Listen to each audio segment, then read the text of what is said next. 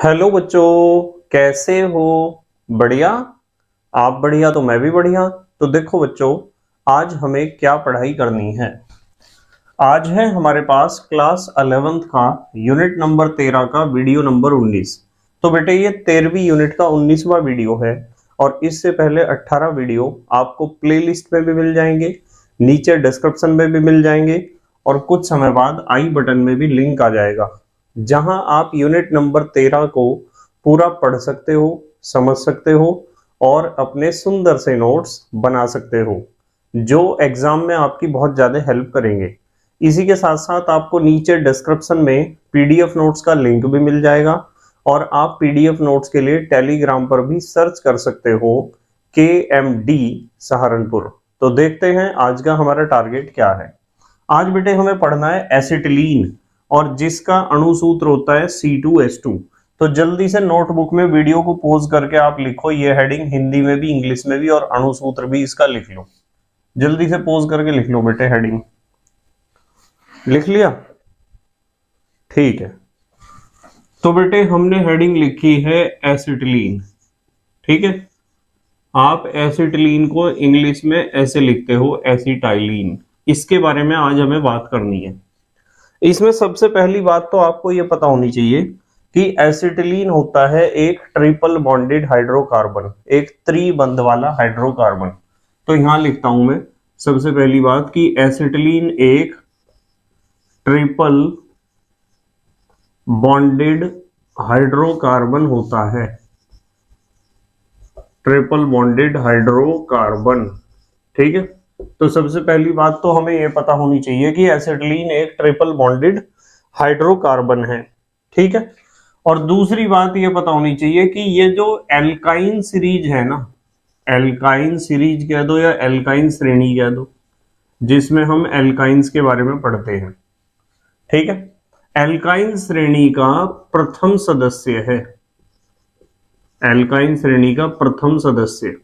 तो सबसे पहला एल्काइन जो होता है ना, वो एसिटिलीन ही होता है, जिसे आप इथाइन भी कहते हो। एसिटिलीन का दूसरा नाम क्या है? इथाइन, ठीक है। और यदि कोई पूछता है कि इसका सूत्र बताओ, तो सूत्र आपने हेडिंग में लिख ही लिया। सूत्र कह दो या अणुसूत्र कह दो। इसका सूत्र होता है C2H2 या C2H2 को आप ऐसे भी लिख सकते हो CH ट्रिपल बॉन्ड CH। ये होता है इसका सूत्र, अणुसूत्र। और वो CH ट्रिपल बॉन्ड CH संरचना सूत्र है, ठीक है। उसके बाद अब हम बात करेंगे, ये तो हुआ था इंट्रोडक्शन, अब हम बात करेंगे प्रयोगशाला विधि की। प्रयोगशाला विधि को आप कह सकते हो लेबोरेटरी मेथड या लैब मेथड। प्रयोगशाला विधि या लैब मेथड। लैब में हम कैसे बनाते हैं C2H2 को? बहुत आसान है, देखो मैं बताता हूं। आपको क्या करना है, आपको कैल्शियम कार्बाइड लेना है, यह है CaC2, इसे हम कहते हैं कैल्शियम कार्बाइड, ठीक है। क्या कहते हैं? Calcium carbide. तो हमें लेना है कैल्शियम कार्बाइड और कैल्शियम कार्बाइड को जल के साथ क्रिया करानी है। तो जल के मैंने 2 अणु लिए, देखो कितने अणु हैं? 2 अणु। गर्म करने की कोई भी आवश्यकता नहीं है, कैल्शियम कार्बाइड की जल से क्रिया करानी है, या यूं कह दो कि कैल्शियम कार्बाइड का जल अपघटन करना है। तो यहां से तो दोनों कार्बन निकलेंगे और यहां से दोनों हाइड्रोजन निकलेंगे, ऐसे देख रहे हैं ना आप। तो क्या निकला? ये C2H2, ये बन गई हमारी एसिटिलीन गैस C2H2 प्लस एक कैल्शियम है, 2 OH हैं, तो साथ में बनेगा कैल्शियम हाइड्रोक्साइड CaOH का होल ट्वाइस। और ये आपकी एसिटिलीन गैस है, ये हमें बनानी थी एसिटिलीन। तो प्रयोगशाला में आपको एसिटिलीन ऐसे बनानी होती है। अच्छा, एक बात और बताता हूं आपको, यदि कोई पूछता है कि एसिटिलीन बनाने की औद्योगिक विधि बताओ क्या है, तो औद्योगिक विधियों के बारे में जब हम बात करते हैं तो मैं आपको यहां बताऊंगा 2 विधियां एसिटिलीन बनाने की। औद्योगिक विधियों में 2 विधियां मैं आपको यहां बताऊंगा, ध्यान से समझना बिल्कुल। इंडस्ट्रियल मेथड, सबसे पहला मेथड तो यह है कि आप चूना पत्थर लो। चूना पत्थर का सूत्र क्या होता है, CaCO3, और इसे कॉक के साथ गर्म कर दो। कॉक का मतलब कोयले का चूर्ण, कार्बन चूर्ण। ये C माने कार्बन है, कार्बन कह दो या कॉक कह दो, और हमें गर्म करना है 3000 डिग्री C पर, और विद्युत भट्टी में गर्म करना है। कैसी भट्टी में, विद्युत भट्टी। आपके पास क्या है, ये चूना पत्थर है, आप इसे लिख सकते हो लाइम स्टोन, और ये कार्बन है, या कॉक कह दो या कार्बन पाउडर कह दो। तो जब आप गर्म करोगे तो क्या होगा कि आपके पास यहां से कैल्शियम और 3 कार्बन में से 2 कार्बन आपस में जुड़ेंगे, एक कैल्शियम के साथ 2 कार्बन जुड़ेंगे, कैल्शियम कार्बाइड बनेगा। ठीक है, अब यहाँ क्या है, CO3 बचा। CO3 में से एक ऑक्सीजन अलग हो जाएगा तो CO2 गैस भी बनेगी। इसके अलावा यहाँ एक ऑक्सीजन बचा और 3 कार्बन में से 2 कार्बन तो यहाँ यूज हो गए, एक कार्बन भी बचा, तो साथ में कार्बन मोनोऑक्साइड गैस भी बनेगी। तो ये आपका बना कैल्शियम कार्बाइड। ये जो कैल्शियम कार्बाइड बना, इस कैल्शियम कार्बाइड की क्रिया आप जल के साथ करा दो, यानी इसका कर दो जल अपघटन। जब आप इसका जल अपघटन करोगे तो गर्म करने की कोई आवश्यकता नहीं है, यहां से दोनों कार्बन और यहां से दोनों हाइड्रोजन, ये आपकी गैस बन जाएगी C2H2 गैस, जो आपको बनानी थी, प्लस CaOH का होल ट्वाइस, कैल्शियम हाइड्रोक्साइड बनेगा साइड प्रोडक्ट। ठीक है, तो ये औद्योगिक विधि है एक, इसमें हमने चूना पत्थर, यानी लाइमस्टोन का मतलब क्या होता है, चूना पत्थर, तो चूना पत्थर से भी आप बना सकते हो। अच्छा, औद्योगिक निर्माण की एक और विधि भी है, यहां बताता हूं आपको दूसरी विधि। नंबर 2, आपको क्या करना है, मीथेन गैस लेनी है, CH4 मीथेन गैस, और ये मीथेन गैस नेचुरल गैस से ली गई है, प्राकृतिक गैस से प्राप्त होने वाली मीथेन गैस। तो मैं यहां लिखता हूं methane, methane from natural gas. Methane हमने प्राप्त की है नेचुरल गैस से, और इस मीथेन को आप गर्म कर दो। आप इसे गर्म करो 1500 डिग्री C पर, 1500 डिग्री C, और ये भी आपके पास जो है विद्युत भट्टी होनी चाहिए। ठीक है, इलेक्ट्रिक फ्यूरेन, विद्युत भट्टी लिखा है, लिख लेना आप ध्यान से, विद्युत भट्टी, जैसे यहां विद्युत भट्टी है। 1500 डिग्री C पर जब आप इसे गर्म करोगे तो यहां से 2 कार्बन और 2 हाइड्रोजन निकल जाएंगे अलग।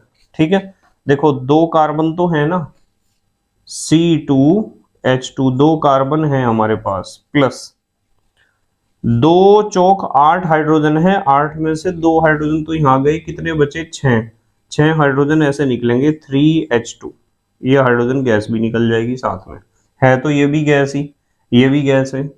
तो इस तरीके से आपको एसिटिलीन प्राप्त हो जाएगी। औद्योगिक निर्माण का ये तरीका है जो आपको ध्यान रखना है। ठीक है बेटे, ये औद्योगिक निर्माण का तरीका है, एक तो ये, एक तो ये। यहां मैंने आपको इंट्रोडक्शन दिया, फिर प्रयोगशाला विधि बताई, लैब में कैसे बनाओगे आप, औद्योगिक विधियों में 2 बताई, जल्दी से पॉज करके लिख लो आप, फिर अगली बात बताता हूं आपको। लिख लिया बेटे, ठीक है। अब हम बात करेंगे संश्लेषण विधि की।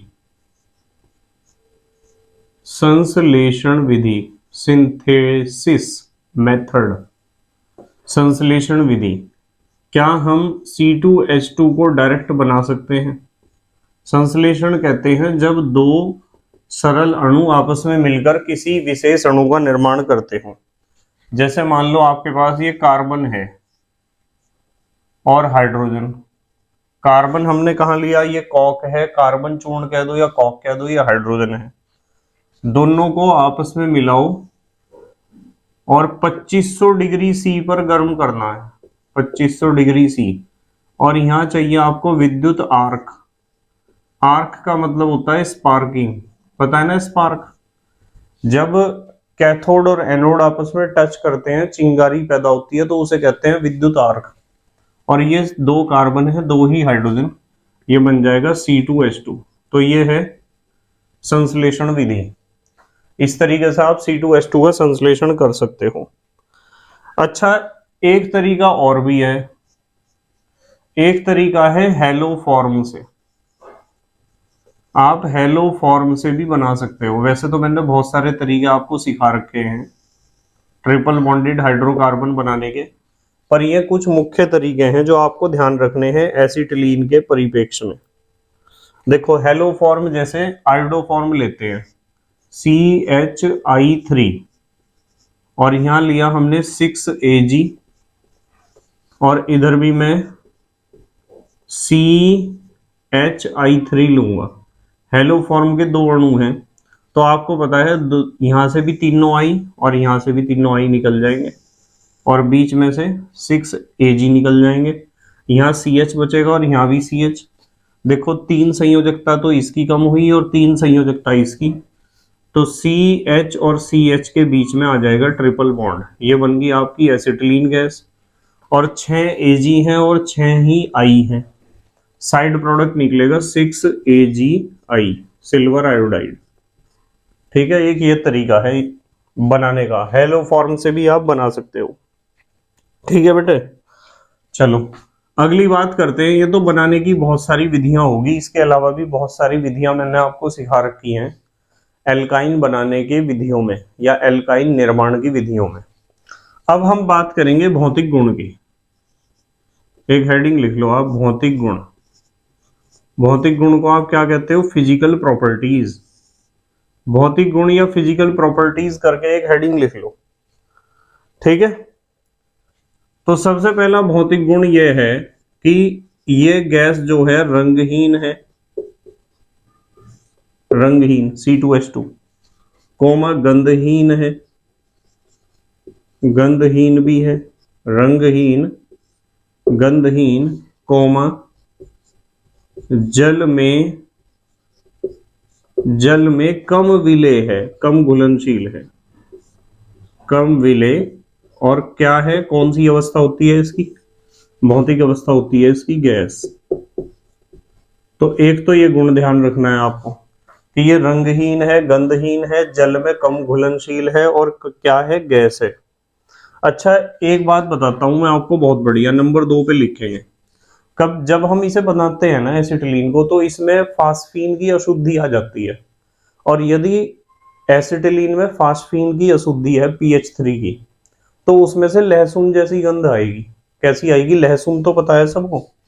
तो यहां लिखते हैं PH3 की अशुद्धि के कारण, PH3 की अशुद्धि के कारण, PH3 की अशुद्धि के कारण कैसी गंध आती है?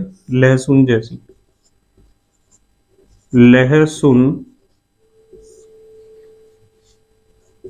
जैसी गंध। वैसे तो नॉर्मली हमें पता है कि ये कैसी होती है, गंधहीन होती है। देखो लिखा हुआ है गंधहीन, पर इसमें से कभी कभी लहसुन जैसी गंध आती है यदि इसमें किसकी अशुद्धि हो? PH3 की, फास्फीन की। ठीक है, तीसरी बात, ये वायु से हल्की होती है, वायु से हल्की, यानी इसका घनत्व वायु के घनत्व से क्या होता है? कम।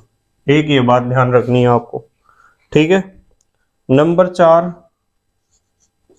ये एसीटोन में घुलनशील होती है। एसीटोन, एसीटोन का सूत्र होता है CH3COCH3। एसीटोन में विलेय, घुलनशील को आप विलेय भी तो लिख सकते हो। एसीटोन में घुलनशील होती है एसिटिलीन गैस, ध्यान रखना आप। और नंबर 5 पे आपको ध्यान रखना है कि इस एसिटिलीन की एक खासियत ये होती है, ये विस्फोटक होती है। यदि वायु के साथ इसका मिश्रण तैयार कर दिया जाए तो ये एक विस्फोटक पदार्थ है। जैसे आपने देखा होगा गैस वेल्डिंग, तो देखा है गैस वेल्डिंग। ये जो गैस वेल्डिंग वाले होते हैं ना, ये एसिटिलीन गैस का ही यूज करते हैं। और ये एसिटिलीन गैस को कैसे बनाते हैं? जैसे मैंने प्रयोगशाला विधि बताई थी आपको कैल्शियम कार्बाइड लिया, उसमें पानी डाल दिया सिलेंडर में। जो उनके पास सिलेंडर होते हैं, गैस वेल्डिंग वालों के पास देखना कभी, उनके पास सिलेंडर होते हैं लंबे लंबे सिलेंडर, उसमें वे कैल्शियम कार्बाइड डाल देंगे और पानी डाल देंगे। तो कैल्शियम कार्बाइड मीन्स CaC2। जब दोनों आपस में रिएक्शन करेंगे तो उनके रिएक्शन करने से एसिटिलीन गैस बनती है। और आपने देखा होगा कि जब वो गैस वेल्डिंग करते हैं तो उस अपने जो उनका बर्नर होता है गैस वेल्डिंग का, जिसमें से गैस निकलेगी बाहर, उसमें 2 पाइप आते हैं। एक में तो एसिटिलीन होगी और एक से आएगी हवा, और दोनों आपस में मिलके जब उसे वो ऑन करेंगे तो एकदम हल्के से पटाखे की आवाज आती है, उसमें से हल्का सा उसमें विस्फोट होता है जैसे ही में उसे ऑन करेंगे, आग के संपर्क में जैसे ही लाएंगे। तो ये चीज ध्यान रखनी है आपको कि विस्फोटक होती है। जल्दी से पोज करके लिखो, अगली बातें करेंगे फिर एसिटिलीन के बारे में। लिख लिया बेटे? ठीक है। अब हम बात करेंगे रासायनिक गुणों की। तो आप हेडिंग लिख लो रासायनिक गुण। रासायनिक गुण को आप क्या कहते हो इंग्लिश में? Chemical properties. तो रासायनिक गुणों के बारे में मैं आपको बताता हूं कि रासायनिक गुण हम पहले ही कर चुके हैं, तो मैं यहां लिख देता हूं, चलो कर चुके हैं। रासायनिक गुण हमने बहुत सारे पढ़ लिए, कर चुके हैं, ठीक है। ट्रिपल बॉन्ड में जितने भी रासायनिक गुण मैंने आपको बताए सारे एसिटिलीन के ऊपर ही बताए हैं। पता कहां बताए हैं? आप इस यूनिट की वीडियो नंबर 17 देख लेना और वीडियो नंबर 18 देख लेना। वैसे आपने देख लिया होगा, नोट्स में लिख भी लिया होगा आपने। वीडियो नंबर 17 और 18 में हमने ट्रिपल बॉन्ड में एसिटिलीन के ही रासायनिक गुणों का डिस्कशन किया है पूर्ण रूप से। अब हम बात करते हैं रासायनिक गुण के बाद उपयोग की। उपयोग या यूजेस, उपयोग कहां कहां किया जाता है एसिटिलीन का? सबसे पहला उपयोग इसका जो है ना वो बहुत इंपॉर्टेंट है। सबसे पहला इसका उपयोग होता है गैस वेल्डिंग में। गैस वेल्डिंग में अभी बात कर रहा था गैस वेल्डिंग की। गैस वेल्डिंग में हम एसिटिलीन गैस का ही प्रयोग करते हैं, ठीक है। गैस वेल्डिंग में कौन सी गैस का प्रयोग करते हैं? एसिटिलीन का। उसके बाद नंबर 2 दूसरा उपयोग है जो हमारे पास कार्बाइड लैंप होते हैं ना, कार्बाइड लैंप, इनकी खासियत ये होती है कि इनमें एसिटिलीन गैस को जलाया जाता है और एसिटिलीन गैस जलने से प्रकाश उत्पन्न करती है। तो कार्बाइड लैंप्स यानी प्रकाश उत्पन्न करने वाले कोई उपकरण, इनमें भी हम एसिटिलीन गैस का ही प्रयोग करते हैं, ठीक है। ऐसे लिख लो इसे, कार्बाइड लैंपों में। कार्बाइड लैंपों में कार्बाइड इसलिए कहा क्योंकि कैल्शियम कार्बाइड है। कैल्शियम कार्बाइड में जब आप पानी मिलाओगे तो एसिटिलीन गैस बनेगी और उस एसिटिलीन गैस को जलाओगे तो उससे प्रकाश उत्पन्न होगा। ऐसे होते हैं कार्बाइड लैंप, क्योंकि कैल्शियम कार्बाइड CaC2 हम इनमें प्रयोग करते हैं, ठीक है। नंबर 3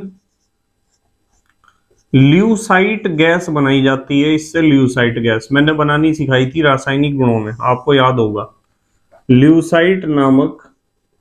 और इस गैस की खासियत ये होती है कि ये विषैली होती है, ध्यान रखना। ल्यूसाइट नामक विषैली गैस बनाने में, विषैली गैस बनाने में, ल्यूसाइट नामक विषैली गैस बनाने में, ठीक है। यह भी इसका एक उपयोग है कि ल्यूसाइट गैस बनती है इससे, ठीक है। नंबर 4 चौथा इसका उपयोग है निश्चेतक के रूप में। निश्चेतक कहते हैं बेहोश करने वाले को।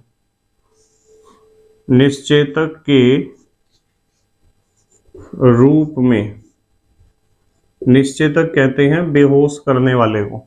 तो एसिटिलीन गैस का प्रयोग हम निश्चेतक के रूप में भी करते हैं, ठीक है। और एक उपयोग और ध्यान रखना है आपको, फलों को पकाने में। फलों को पकाने में आपने देखा होगा कि आम वगैरह को पकाने के लिए हम जिस मिश्रण का प्रयोग करते हैं उस मिश्रण को ज्यादातर लोग कहते हैं कार्बेट, कि ये कार्बेट है। कार्बेट नहीं कार्बाइड होता है, कैल्शियम कार्बाइड। उसे एक कागज में बंद करो और आम की पेटी के अंदर रख दो, कागज में लपेट के। उसमें से गैस निकलती रहेगी, कौन सी? C2H2, एसिटिलीन गैस, और वो फलों को पकाती रहेगी। तो आप कुछ दिनों बाद आम की पेटी को खोलोगे तो आम पके हुए निकलेंगे उसके अंदर से, ठीक है, क्योंकि इस गैस में हीट होती है, बहुत एनर्जी होती है इसके अंदर। अब हमारे देश के बच्चे जल्दी से पोज करके लिखेंगे। लिख लिया बेटे? ठीक है। तो बेटे मुझे उम्मीद है कि एसिटिलीन के बारे में काफी आइडिया आपको हुआ होगा, काफी समझ में आया होगा। बस मेहनत और ईमानदारी से पढ़ाई करते रहो और अपने हैंड रिटन नोट्स बनाते रहो। तो thank you very much for watching this video. Okay, bye.